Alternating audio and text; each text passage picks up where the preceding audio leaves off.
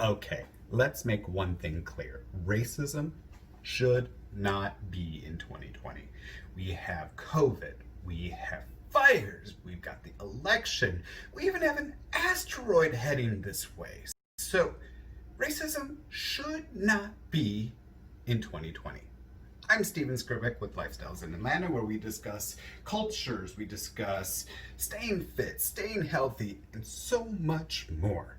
Now, before we begin this podcast, I want to give out a huge shout out to Jonathan in that comment below down there of the wonderful comment that he actually put.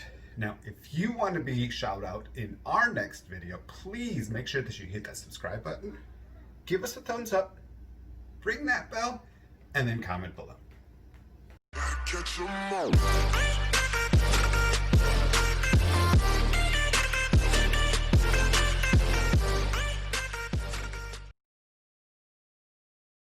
Hello everybody, welcome back to Lifestyles in Atlanta. I am David Anderson, your co-host for this podcast and your co-host for Lifestyles in Atlanta, where we talk about ways to stay healthy, ways to stay active, culture, things to do in Atlanta, and so much more. Today, we are going to talk about 7 ways to express Southern pride without implying racism. Now, a lot of you are probably thinking, wait a minute. Isn't Southern pride and racism the same thing? No, not at all. There are lots of people who are from the South and do not believe in racism. In fact, there are lots of people from the South, furthermore, who are quite progressive, considering how big racism has been this year because of the murder of George Floyd in Minneapolis, Minnesota, which led to a lot of riots throughout the nation, and in fact, world, especially Minneapolis, and including in Atlanta. A lot of people are wanting to still express their Southern pride without implying racism, and a lot of people are wondering how that can be done. Well, good news, there are 7 ways and so much more that I am going to talk about today. Now, before I get to that list of 7, I must put out there, if you're seriously interested in showing your Southern pride without expressing racism, first thing you need to do, if you own a Confederate flag, please put that away, because that connects to the days of slavery when racism was rampant. And 2, if you own any Confederate soldiers, statues, or any little collector's items related, please put them away too. Because they glorify slavery and glorify racism. So to start off, number 1, show off your state. Let's face it, wherever we're born, whether it may be from Minnesota, California, France, Africa, Australia, China, or Georgia, there is always a special place in our heart, wherever we live, grew up, or were born. This is perfectly normal. In fact, this is a great thing to have. There is a way to show off your state without implying racism. Have you ever seen shirts that have the logo of a state? Have you ever seen your home state flag displayed? Well, those are 2 great examples of how to show off your Southern pride without implying racism, because they are short, they are straight to the point, and they imply that you have pride in where you grew up, which is fantastic. Number 2. Show off a sketch of the Southern states. Do you remember back when you were a child and you had all those coloring books and you used to color through them until every single page was colored, and then you had to get yet another color crayon book? Well, good news, you can bring back that old childhood memory by using this activity. Now, there is a lot of fun that can be had with this activity. There are limitless ways that you can do this. Ways that I have seen where coloring in every state in the rainbow colors, like red, Louisiana, orange, Alabama, yellow, Mississippi, and so on. This is one way that you can have fun with this. There are lots of other ways, but that is one seems to be probably the most popular of them all. And if you're not good at sketching, don't worry. Some people like to sketch their own states, and this is also great. And people who see this are not going to see whether or not you are a true artiste or not. What they're going to see is that you took the time and effort to show off your Southern pride. Number 3. Show off your home sports team. Are you a sports fan? If you answered yes, this activity would be fantastic for you. If you are not a sports fan, I would recommend not doing this activity because not being a sports fan and wearing sports logos or sports clothing, anything like that, you're going to be pretty miserable.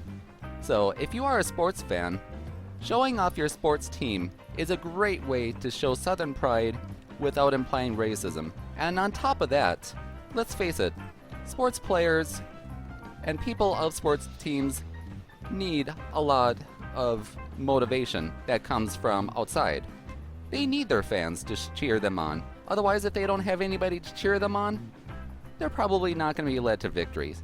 So, if you're a sports fan, please show off your Southern pride by showing off your sports logos of your favorite teams.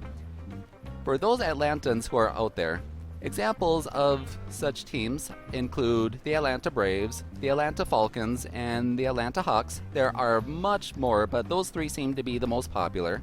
And you can wear them through a shirt, you can wear them in your car, you can wear them in your yard, however you feel need or necessary to show off your sports team and to make it known that you are a fan and damn it, you want them to do well. Number 4. Support businesses from the South. Before you start doing this, are you currently chewing on a Chick-fil-A meal? If you said yes, please put it down, because Chick-fil-A supports bigotry including racism, anti-Semitism, homophobia, and a lot of other pretty nasty things that show off bigotry. If you're not sure which businesses support non-racist thinking, it would be important for you to do some research, maybe interview some business owners, some business managers, business employees, maybe even get some recommendations from your friends or your co-workers, or you can even reach out to organizations that work specifically with non-racial discrimination or anything related.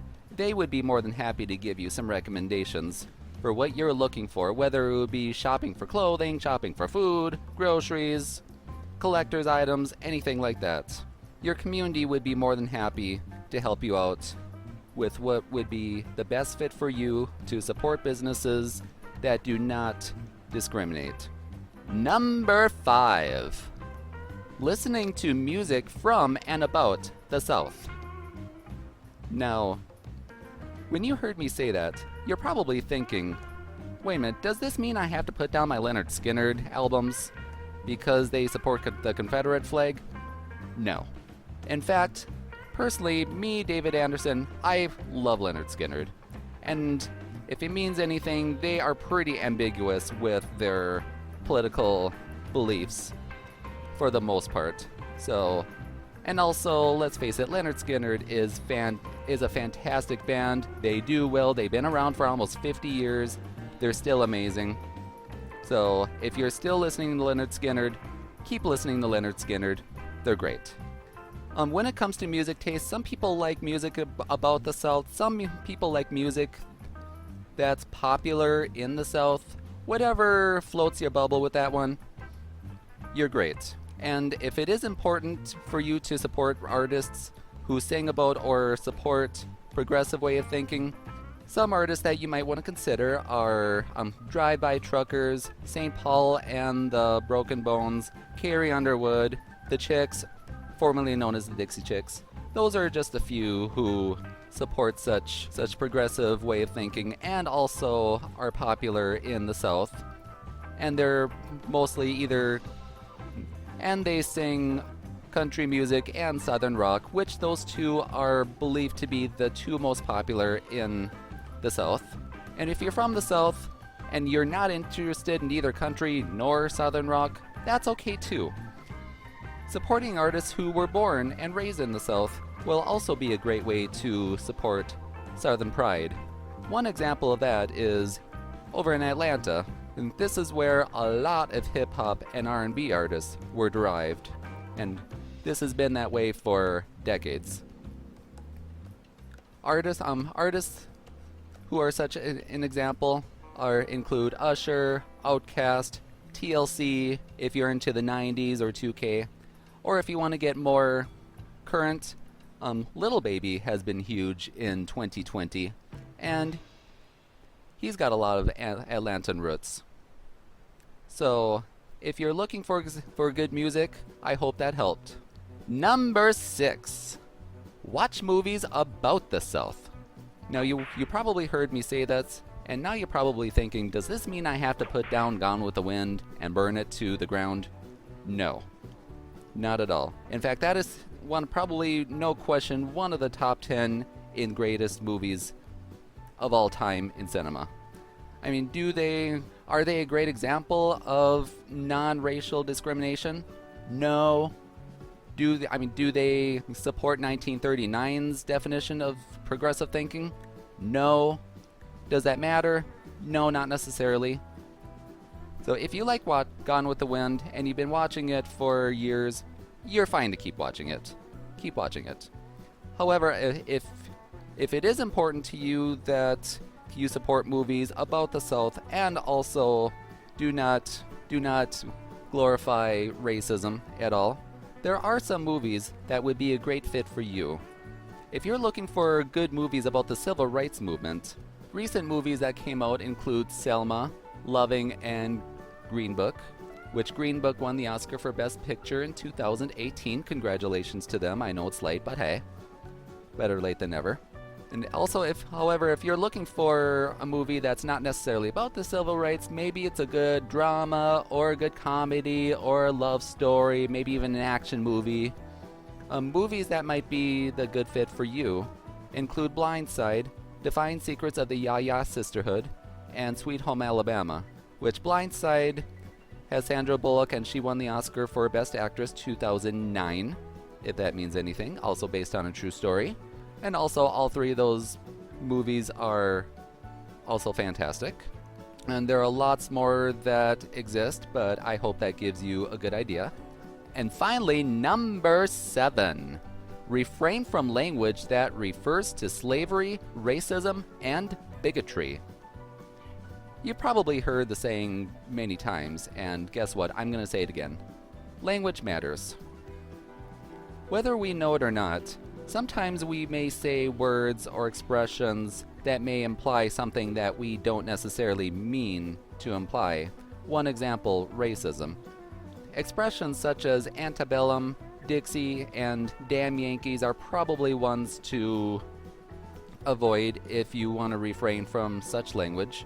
Words and expressions that do not imply racism and talk about Southern pride include such things like y'all come back, howdy, right cowboy.